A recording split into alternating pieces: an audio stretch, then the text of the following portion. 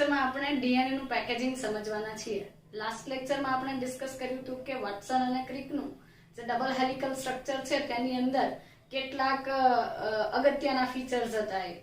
હવે ડીએનએ નું પેકેજિંગ જે છે કેવી રીતે થાય છે એ સમજીએ તો પેકેજિંગ શા માટે કરવું જોઈએ એ પહેલો પ્રશ્ન છે.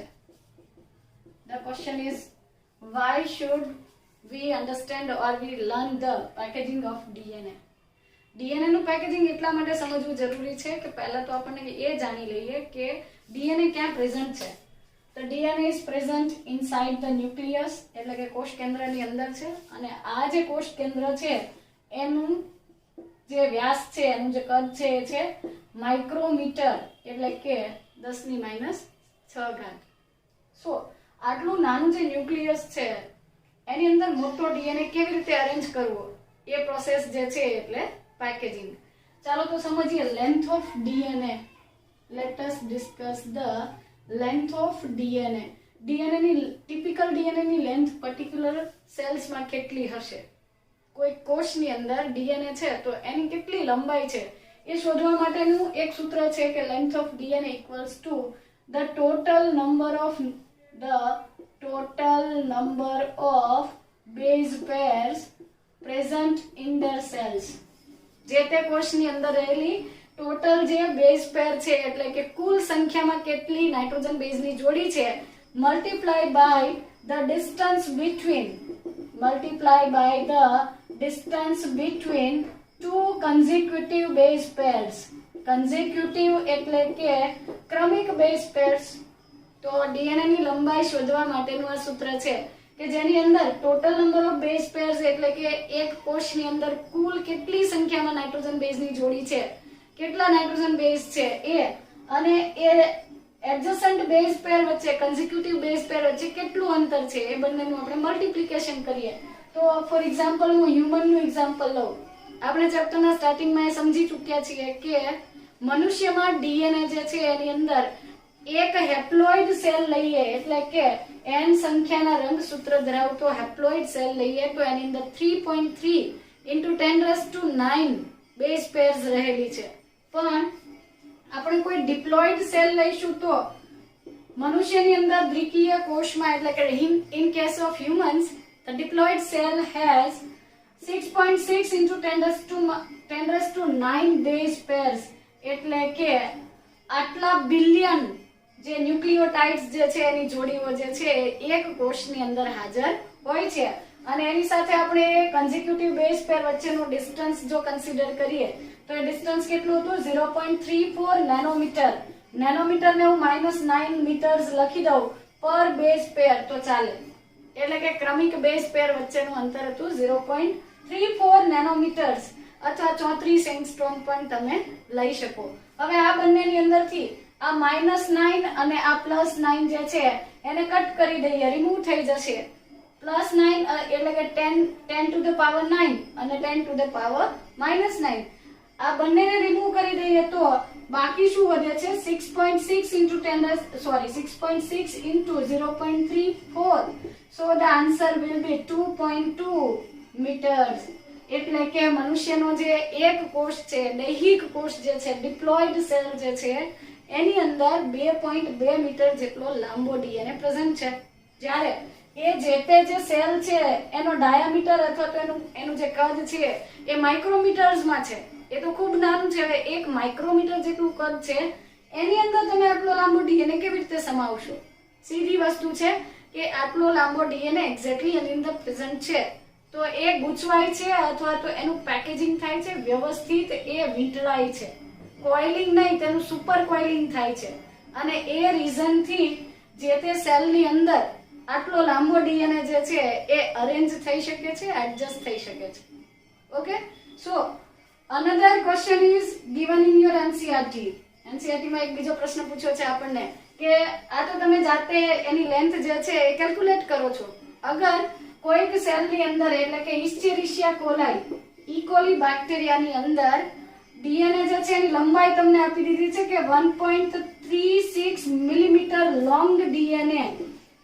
Bacterium E. coli has 1.36 millimetre long DNA in a cell.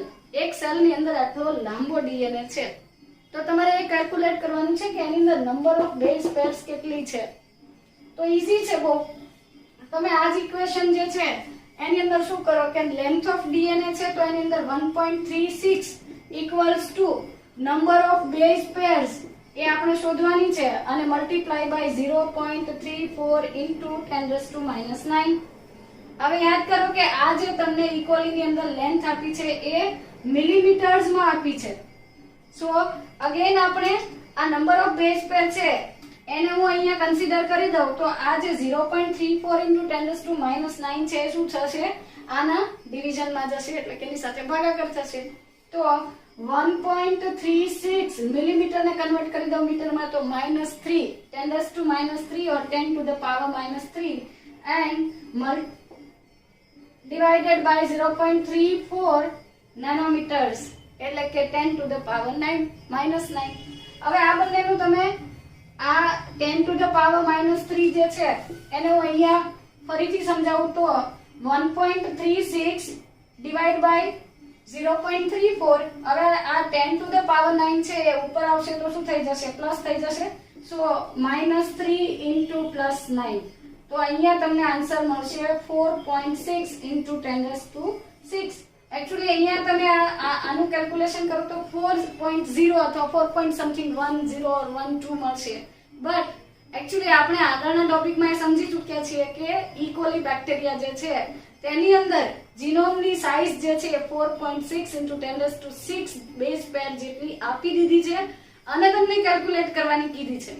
પણ જો તમને ઓપ્શનમાં 4.0 ઇન્ટુ 10⁶ હોય અથવા તમે જે આનું કેલ્ક્યુલેશન કરીને જે તમને આન્સર મળે છે એ જ આવતો હોય તો એ પહેલી પ્રાયોરિટી. બટ જે કન્ડિશન આપેલી છે એના ઉપર આપણે જોઈશું.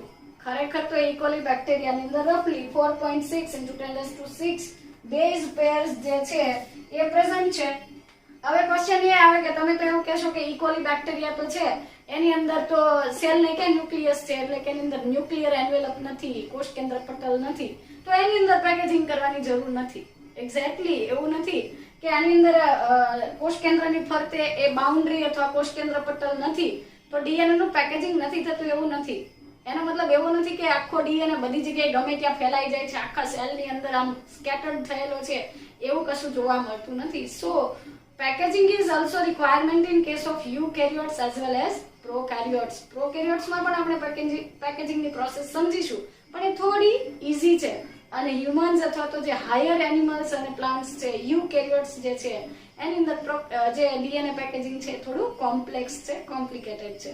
સો અગેન આપણે એટલી વસ્તુ સમજ્યા કે લેન્થ ઓફ ડીએનએ મેજર કરવા માટે શું લીધું હતું, total number of base pair present in the cell or the genome multiply by the distance between consecutive base pairs. તો total number of base pairs in case of human is 6.6 into 10⁹ base pair which is multiplied by 0.34 into 10⁻⁹. હવે આનું આપણે total કરીએ તો answer મળે છે કે in case of human the length of DNA is 2.2 meters but the volume or the diameter of nucleus is in micron. સો માઇક્રોમીટરની સાઇઝના જે nucleus છે એની અંદર આટલો લાંબો ડીએનએ જે છે એને કેવી રીતે આપણે અરેન્જ કરી શકીએ એ એક ક્વેશ્ચન છે. સો એના માટે પેકેજિંગ કરવું જરૂરી છે અને in case of higher animals and higher plants the process of packaging is very complicated. તો ચાલો એ સમજીએ કે આ કોમ્પ્લિકેટેડ મિકેનિઝમ જે છે એ કેવી રીતે થાય છે. બટ પેકેજિંગ ઓફ ડીએનએ પ્રોકેરિયોટ્સમાં પણ આપણે પહેલા સમજીશું બીકોઝ એ ઈઝી છે.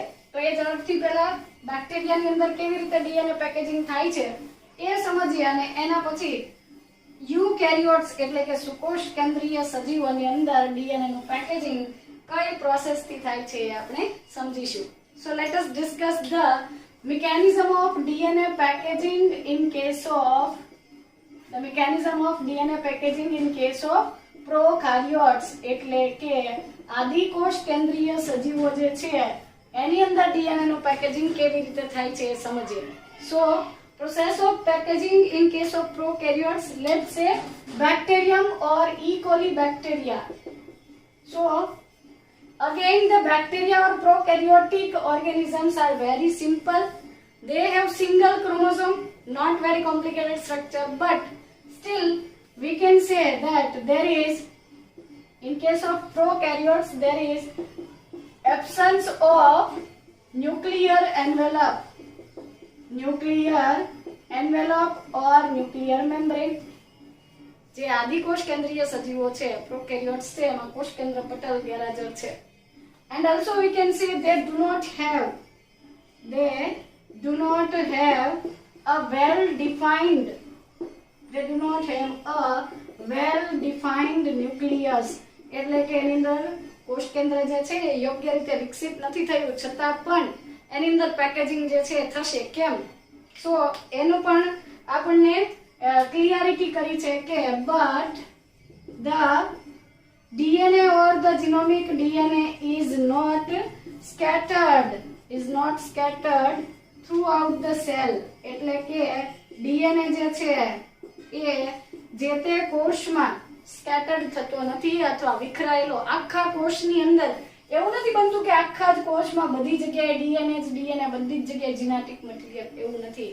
It is situated in a particular region that is known as nuclear region. આ પ્રોકેરિયોટિક સેલની અંદર પણ કોષકેન્દ્રીય વિસ્તાર અથવા તો ન્યુક્લિયર રિજિયન નામનો કોષકેન્દ્રીય વિસ્તાર નામનો એક પર્ટિક્યુલર એરિયા છે કે જેની અંદર જીનોમિક ડીએનએ અથવા ન્યુક્લિયોડ અથવા જે જીનોફોર છે અરેન્જ થાય છે. That means prokaryotes do have the mechanism of DNA packaging. मतलब कि એની અંદર પણ ડીએનએ નું પેકેજિંગ એટલું જ ઇમ્પોર્ટન્ટ છે. So in case of E. coli there is absence of nuclear envelope, there is absence of well defined nucleus, but still the DNA is not scattered throughout the cell and it is arranged in a particular region, and that region is considered as the nuclear region. આ region ને આપણે કહીશું nuclear region, કોષકેન્દ્રીય વિસ્તાર. અને આ જ જગ્યાએ એનું જીનોમિક ડીએનએ જે છે ગોઠવાય છે. ગમે ત્યાં જે આડું અવળું અથવા તો કોઈ પણ જગ્યાએ આમ છૂટું છવાયું અરેન્જ થતું નથી. સો in case of prokaryotes the packaging mechanism અથવા તો જે ડીએનએ નું પેકેજિંગ થવાની પ્રોસેસ છે એ ખૂબ જ સિમ્પલ છે. તો આપણે સમજી લઈએ કે પેકેજિંગ થાય છે અને એવું લખીએ કે DNA is present in cytoplasm. Cytoplasm અથવા સાઇટોપ્લાઝમ કોષરસ જે છે એમાં ડીએનએ પ્રેઝન્ટ છે, પણ સાઇટોપ્લાઝમનો પર્ટિક્યુલર એરિયા છે જેનું નામ આપણે રાખ્યું છે અથવા જેને આપણે ઓળખીએ છીએ ન્યુક્લિયર રિજિયન એટલે કે કોષ કેન્દ્રીય વિસ્તારમાં. So the DNA is present in cytoplasm in a supercoiled condition, supercoiled state. એટલે કે ડીએનએ જે છે એ ખૂબ જ ગૂંચવાયેલી ખૂબ જ ગૂંચવાયુક્ત પરિસ્થિતિમાં જે છે ગોઠવાયેલો છે, પેકેજિંગ થઈને ગોઠવાયેલો છે. Okay. Now DNA is acidic in nature and it is negatively charged molecule. It is negatively charged molecule. Why? DNA જે છે એ એસિડિક પ્રકૃતિ ધરાવે છે અને એ નેગેટિવલી ચાર્જ છે એટલે કે એના ઉપર ઋણ વીજભાર છે because of presence of phosphate groups. Phosphate group જે હતા PO4-3 આવા ગ્રુપ્સ ના લીધે ડીએનએ નેગેટિવલી ચાર્જ છે અને એસિડિક છે. સો in case of bacteria the packaging must be performed by particular protein which is opposite to the DNA. Why? DNA ની જેવું પ્રકૃતિ છે જેવું નેચર છે એના કરતા વિરોધાભાસી ઓપોઝિટ જે કેરેક્ટરિસ્ટિક વાળું પ્રોટીન છે એની સાથે ડીએનએ નું પેકેજિંગ થતું હશે. લેટ્સ સે કે એસિડિક છે તો બેઝિક, નેગેટિવ છે તો પોઝિટિવ. સો આની અંદર આપણે એવું લખીશું કે it is hanged with અથવા linked with DNA is being acidic and negatively charged molecule, it get linked with positively charged and basic proteins. But meanwhile we should also consider that these basic proteins are non-histone proteins. Most important thing કે પ્રોકાર્યોટ્સ ની અંદર histone protein જે છે present હોતું નથી અને એ આપણે cell the unit of life વાળા ચેપ્ટરમાં 11th માં આપણે એકવાર ડિસ્કસ કરી ચૂક્યા છીએ. સો અગેન ડીએનએ એસિડિક અને નેગેટિવલી ચાર્જ હોવાથી તે કોઈક પ્રોટીન સાથે અટેચ થશે જે પોઝિટિવલી ચાર્જ એટલે કે ઋણ વીજભારના બદલે ધન વીજભાર ધરાવતો હોય, એસિડિકના બદલે બેઝિક નેચર ધરાવતો હોય. સો these are positively charged basic non-histone proteins and these proteins are known as polyamines. Instead the name histone it is given the name polyamines. એટલે કે પ્રોકેરિયોટિક સેલ્સ જે છે તેની અંદર positively charged basic but non histone. કેમ બિન histone કીધા? Because histone proteins યુકેરિયોટ્સમાં છે, પ્રોકેરિયોટ્સમાં નથી. સો હિસ્ટોન સિવાયના પ્રોટીન કે જે બેસિક અને પોઝિટિવલી ચાર્જ છે અને આપણે એને સામાન્ય રીતે પોલીઅમાઇન્સ અથવા પોલીએમાઇન્સ તરીકે ઓળખીએ છીએ. અને આ પોલીએમાઇન્સની સાથે સપોઝ આ એક પોલીએમાઇન છે કે જેના ઉપર ધન વીજભાર છે, એ બેઝિક પ્રકૃતિ ધરાવે છે અને એની સાથે એસિડિક અને ઋણ વીજભારિત ડીએનએ છે પેક થાય છે and it will produce highly coiled structure and that we will call the nucleoid or we can say the genophore or the genomic DNA etc. or a single chromosome. There are several terms. ફરીથી કહું, DNA જે છે પોલીઅમાઇન્સ નામના basic પ્રકૃતિ ધરાવતા ધન વીજભારિત protein સાથે coiling કરે છે અને એ કોઇલ થઈને એક ગોઠવણી થઈને એક પર્ટિક્યુલર રિજનમાં આ રીતે ગૂંચવાયેલી સ્થિતિમાં ગોઠવાય છે. આને તમે સિંગલ ક્રોમોઝોમ એટલે કે એક જ રંગસૂત્ર કહી શકો, બટ એ આપણા રંગસૂત્ર કરતા જુદું છે.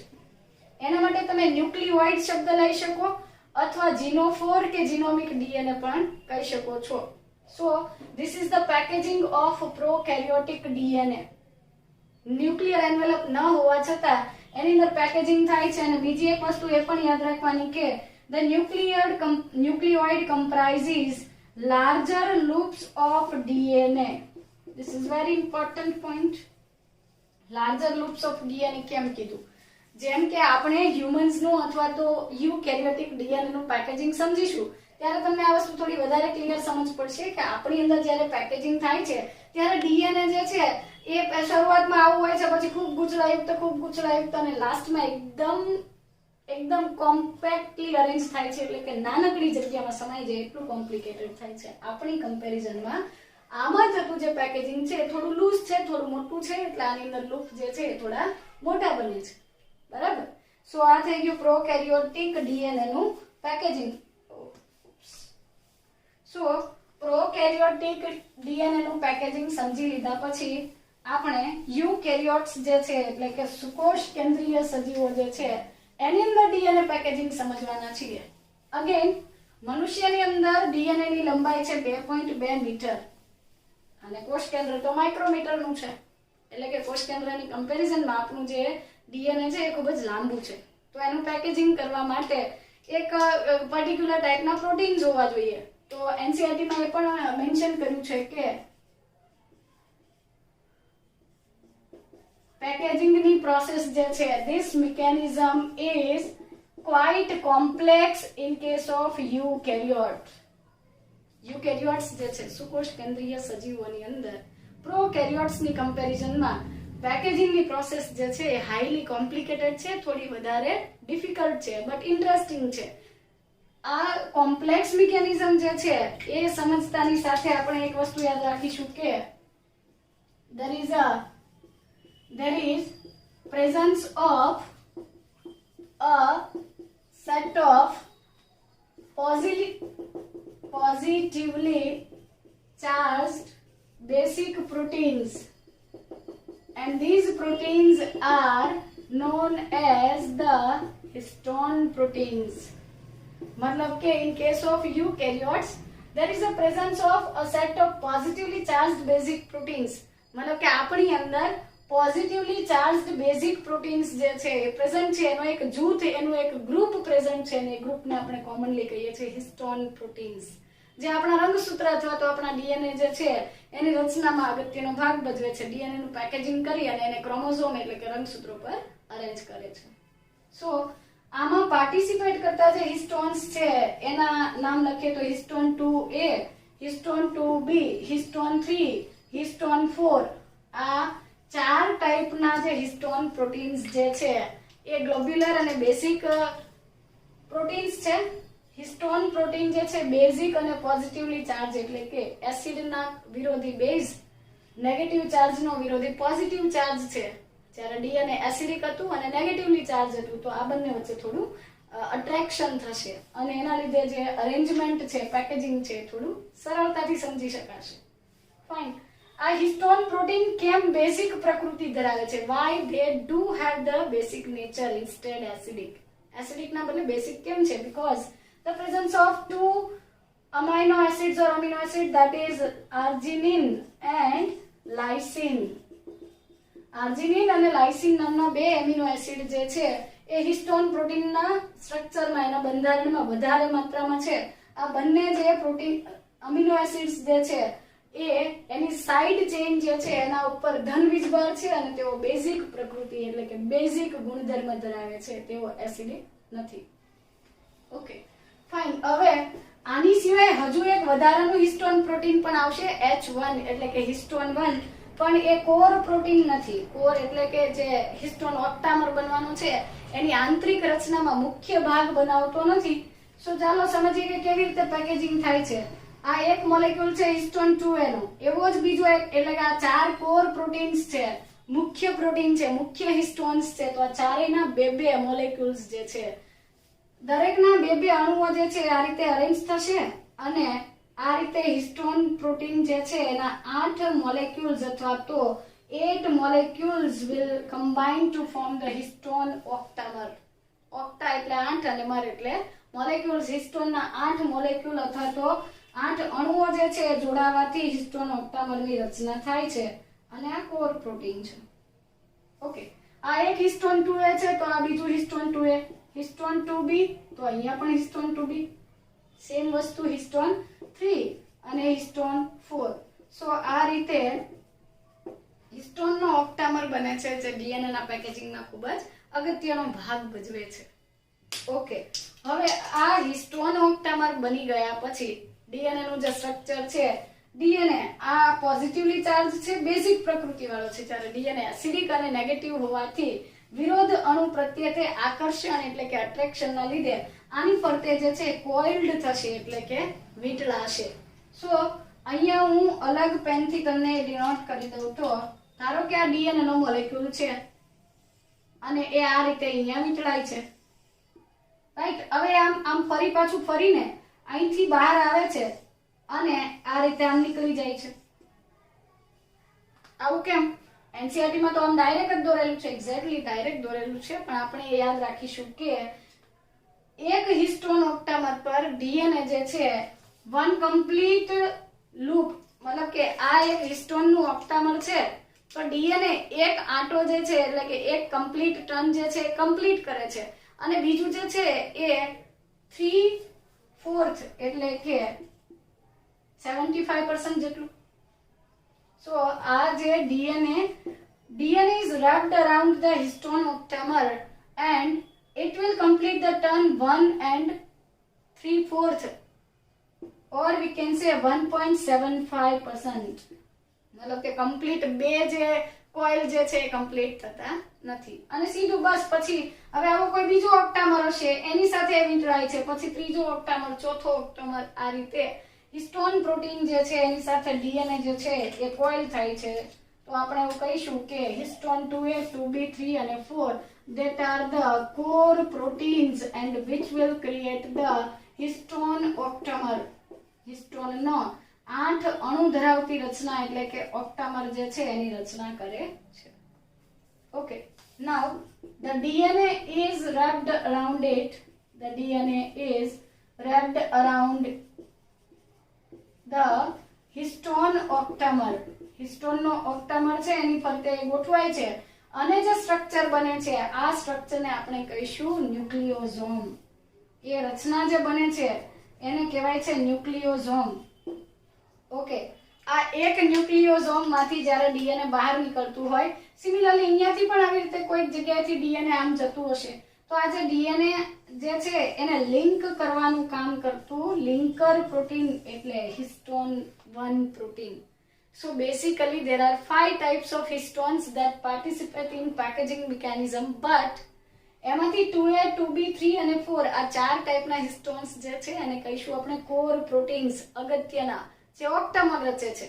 અને બાકીનો આ જે છે સહાયક છે, એસેસરી છે, જે એક્સ્ટ્રા એડિશનલ સપોર્ટ માટે છે કે આ રીતે એક ડીએનએ નું આ હિસ્ટોન ઓક્ટામરની ફરતેથી ડીએનએ નીકળતું હતું, આ રીતે આમ જતું હતું, તો આ ડીએનએ જે છે ને આની સાથે વધારાનો સપોર્ટ આપે છે, જેના લીધે આ કોઇલિંગ અથવા તો જે પેકેજિંગ છે થોડું વધારે સારી રીતે થઈ શકે અને એની ક્વોલિટી જે છે એ બેસ્ટ થઈ શકે, સ્ટેબિલિટી વધારી શકે. એ માટે હિસ્ટોન 1 જે છે એ લિંકર એટલે કે જોડાણ તરીકે વર્તે છે. અગેન એના પછી આવું તમને એનસીઈઆરટી માં એક ક્વેશ્ચન આપેલો છે કે હિસ્ટોન ઓક્ટામરની ફરતે ડીએનએ વીંટળાવવાથી બનતી જે રચના છે એને આપણે કહીએ છીએ nucleosome.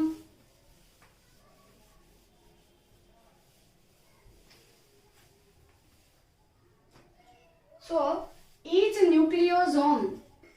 nucleosome comprises approximately 200 base pairs.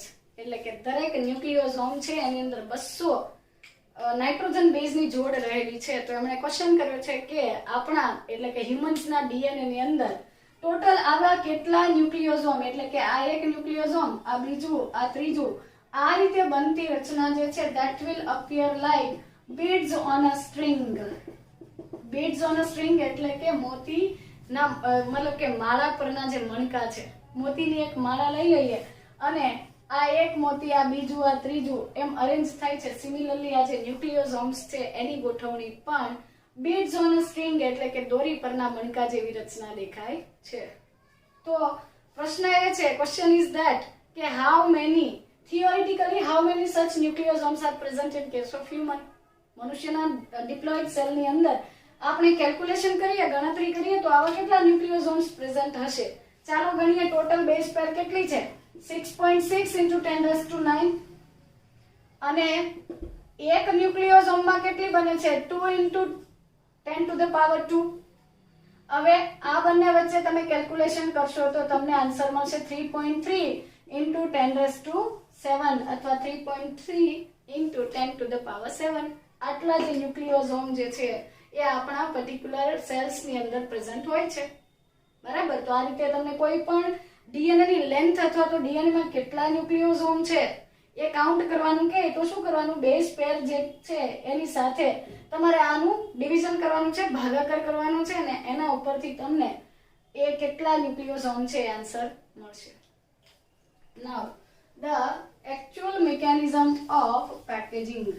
હવે વાત કરીએ કે ખરેખર ડીએનએ નું પેકેજિંગ કેવી રીતે કમ્પ્લીટ થાય છે. સો ફર્સ્ટ પોઝિશન એ હતી કે હું સિમ્પલી લખી દઉં છું કે beads on string એટલે આવા ઘણા બધા જે ન્યુક્લિયોસોમ છે એ ગોઠવાવાથી દોરી પરના મણકા જેવી રચના થઈ અને આ beads on string નામની રચના થઈ. તો એનું મેઝરમેન્ટ કરીએ, માપન કરીએ, so it will be approximately 11 to 12 nanometer. આ રીતે જે દોરી પરના મણકા જેવી રચના ધરાવતા ન્યુક્લિયોસોમ છે એનું પેકેજિંગ અથવા કન્ડેન્સેશન થયું છે તો એનો વ્યાસ અથવા એનો ડાયામીટર મળે છે 11 to 12 નેનોમીટર.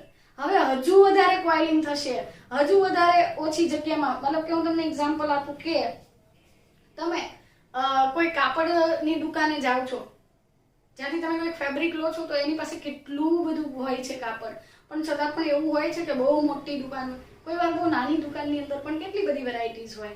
સો એની અંદર પણ શું કરેલું છે, એને પ્રોપરલી પેલું જે મટીરિયલ છે એને એ લોકો ફોલ્ડ કરે છે, મેક્સિમમ ફોલ્ડ કરે છે જેથી ઓછી જગ્યામાં તે વધારે સમાવી શકાય. સેમ વસ્તુ અહીંયા પેકેજિંગનું આ પહેલું સ્ટેપ હતું. હવે હજુ વધારે સુપર કોઇલિંગ થશે.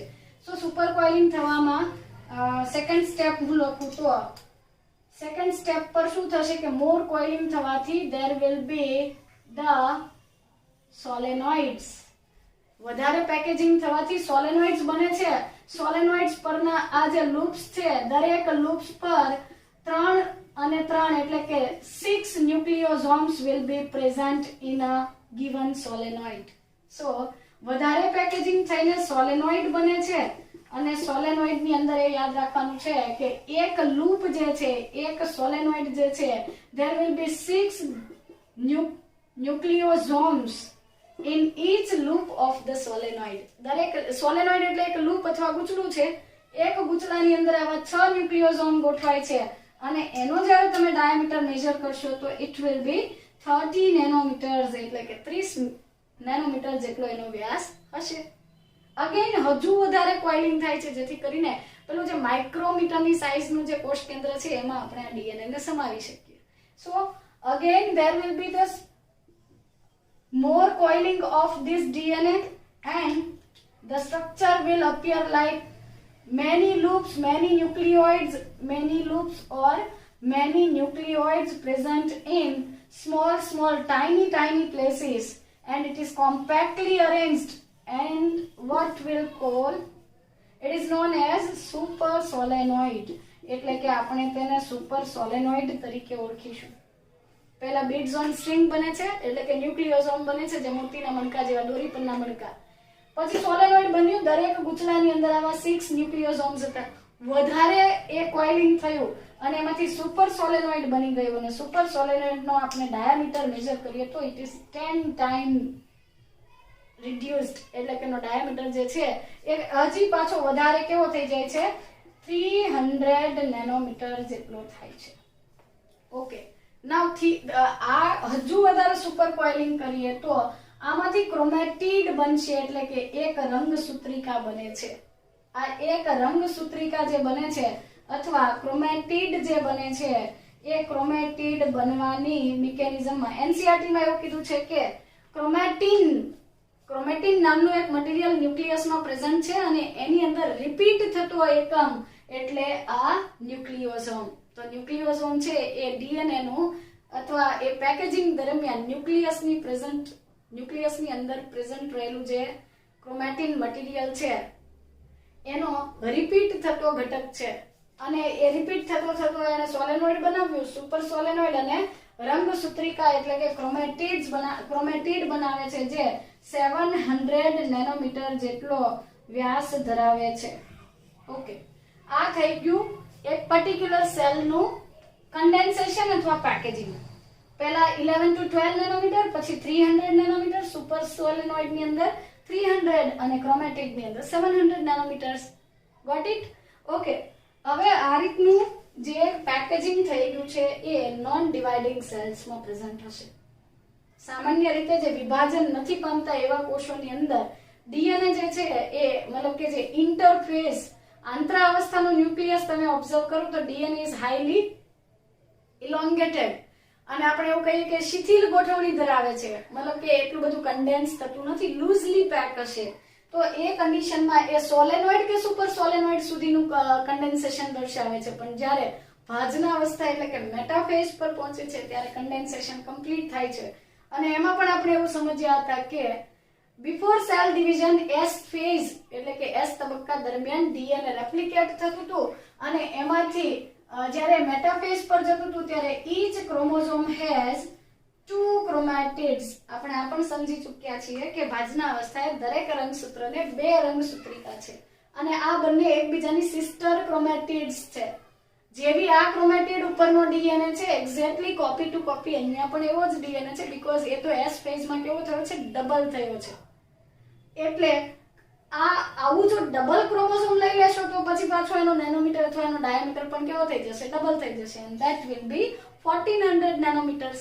સો આ રીતે જે પેકેજિંગની કોમ્પ્લેક્સ મિકેનિઝમ છે એ પ્રોકેરિયોટ્સ કરતા યુકેરિયોટ્સમાં કેવી છે, ડિફરન્ટ છે. પણ ક્રોમોસોમને સ્ટડી કરવા માટેની બેસ્ટ ફેઝ છે મેટાફેઝ અને ત્યારે જ આ જોઈ શકાય. બાકી આ બધું તો ઇલેક્ટ્રોન માઇક્રોસ્કોપમાં જોવા મળે છે. આપણે જે લેબમાં યુઝ કરીએ છીએ એ માઇક્રોસ્કોપમાં આ સ્ટ્રક્ચર બહુ મુશ્કેલીથી દેખાય છે, તો આ બધું દેખાતું નથી.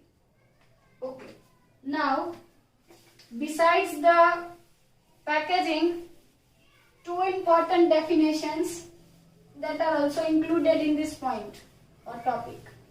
આપણે એક હજુ વધારે 2 અગત્યની આની સાથે સંકળાયેલી 2 વ્યાખ્યાઓ લખીએ તો પહેલા તો હું લખી દઉં કે ક્રોમેટિન એટલે કે રંગસૂત્ર દ્રવ્ય જે કોષના કોષ કેન્દ્રમાં હાજર છે. સો ક્રોમેટિન મટીરિયલ જે છે એની અંદર ડીએનએ નું પેકેજિંગ થવાથી 2 ટાઈપના ક્રોમેટિન્સ બની જાય છે, યુક્રોમેટિન અને હેટેરોક્રોમેટિન. યુક્રોમેટિન as well as the heterochromatin. એટલે કે યુક્રોમેટિન જે છે it is loosely packed. Loosely pack એટલે બહુ છૂટું છૂટું છે એવું નહીં, પણ હું તમને એવું કહું કે ચાલો હું અહીંયા એક સેન્ટેન્સ લખું છું કે there is a bus. સો મેં બહુ નજીક નજીક લખ્યું છે. આ જે સેન્ટેન્સ છે મેં એકદમ નજીકથી લખ્યું છે, છતાં પણ તમે એને વાંચી શકો છો કે THEREISABUS. પણ હું એને હજુ ડેન્સલી પેક કરી દઉં, બહુ નજીકથી લખી દઉં કે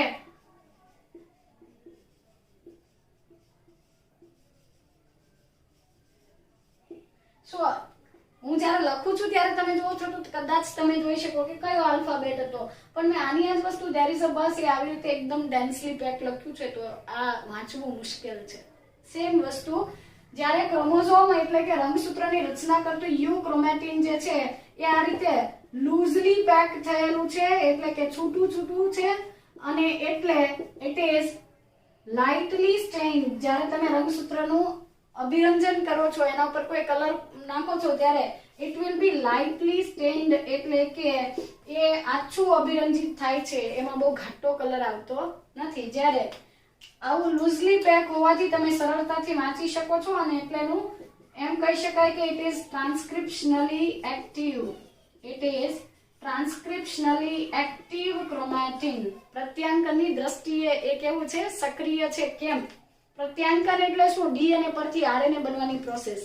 અગર જો અહીંયા એટીજીસી નો જે ક્રમ છે અથવા સિક્વન્સ છે ATGCCG ભલે નજીક નજીક છે પણ ઓવરલેપ નથી થતો, તો ઉત્સેચકો એટલે કે એન્ઝાઇમ્સ છે એને રીડ કરી અને ડીએનએ પરની જે ડિટેલ્સ છે એને મેસેન્જર આરએનએ અથવા કોઈ પણ આરએનએ માં કન્વર્ટ કરે છે, અને એટલે યુક્રોમેટિન જે છે ટ્રાન્સક્રિપ્શનલી એક્ટિવ હોવાથી ઇટ વિલ બી એક્સપ્રેસ્ડ, મતલબ કે એ અભિવ્યક્ત થાય છે, અને અભિવ્યક્ત થઈને લક્ષણો જે છે આનુવંશિકતા છે એમાં જવાબદાર બને છે, ભાગ ભજવે છે. પણ હેટરોક્રોમેટિન છે આનું ઓપોઝિટ છે. It is densely packed. It is very densely packed, મતલબ કે ખૂબ જ ગૂંચળામય રીતે એકદમ વધારે નજીક ગોઠવાય છે, અને જ્યારે તમે એને અભિરંજિત કરો છો ત્યારે it will be darkly stained, એટલે કે ખૂબ જ ઘટ્ટ અભિરંજિત થાય છે. And so that it is transcriptionally inactive, એટલે કે એ પ્રત્યાંકનની દ્રષ્ટિએ કેવું છે? નિષ્ક્રિય છે, કારણ કે વાંચી જ નથી શકાતું કે એમાં એટીજીસી નો કયો સિક્વન્સ છે, તો આનું પ્રત્યાંકન થઈને આરએનએ બનતો નથી. આના પણ પાછા હેટરોક્રોમેટિનના પણ બે ટાઈપ્સ છે, ફેકલ્ટેટિવ હેટરોક્રોમેટિન અને કન્સ્ટિટ્યુટિવ. કન્સ્ટિટ્યુટિવ હેટરોક્રોમેટિન ક્યાં હોય છે કે તમે આ ક્રોમોઝોમ લીધું તો આમાં ડાર્કલી સ્ટેઇન થતું આ સેન્ટ્રોમિયર છે એ કાઇન્ડ ઓફ હેટરોક્રોમેટિન છે. સો આ કોન્સ્ટિટ્યુટિવ હેટરોક્રોમેટિન છે આ બધા જ ક્રોમોઝોમ્સમાં હોય છે. આમ છતાં કેટલાક ક્રોમોઝોમ એક્રોસેન્ટ્રિક ક્રોમોઝોમ્સ જે હતા એની અંદર આપણે એવું કહેતા હતા કે ટૂંકી ભુજા ઉપર સેટેલાઇટ રિજિયન હતો, અને ત્યાં જે હેટરોક્રોમેટિન છે એ ફેકલ્ટેટિવ છે, એ બધી જગ્યાએ બધા રંગસૂત્રમાં હોતું નથી. તો આ જે ભાગ છે એ પ્રત્યાંકન નથી પામતો, એમાંથી આરએનએ નથી બનતો, પણ જ્યારે આપણે એને અભિરંજિત કરીએ છીએ ત્યારે ડાર્કલી સ્ટેઇન થશે. ઓકે, સો આ થઈ ગયું ડીએનએ નું પેકેજિંગ. અને ન્યુક્લિયોસોમની અંદર કેટલા બેઝ પેર હોય છે? 200 બેઝ પેર. ત્યાર પછી આપણે એ પણ જોયું કે ન્યુક્લિયોસોમ છે એ ક્રોમેટિન મટીરિયલની અંદર રિપીટ થતો એક એકમ છે, અને પછી વધારે સુપર કોઇલિંગ થવા માટે યુકેરિયોટ્સની અંદર histone 2A, histone 2B, histone 3 અને હિસ્ટોન 4 આ કોર પ્રોટીન્સ હતા જેને ઓક્ટોમર બનાવ્યો, અને હિસ્ટોન 1 H1 જે હતું એ લિંકર તરીકે વર્તે છે, અને સોલેનોઇડ સુપર સોલેનોઇડ બધું બને છે. આમ છતાં એક પોઈન્ટ એ પણ યાદ રાખવાનું છે કે higher level of packaging requires additional support.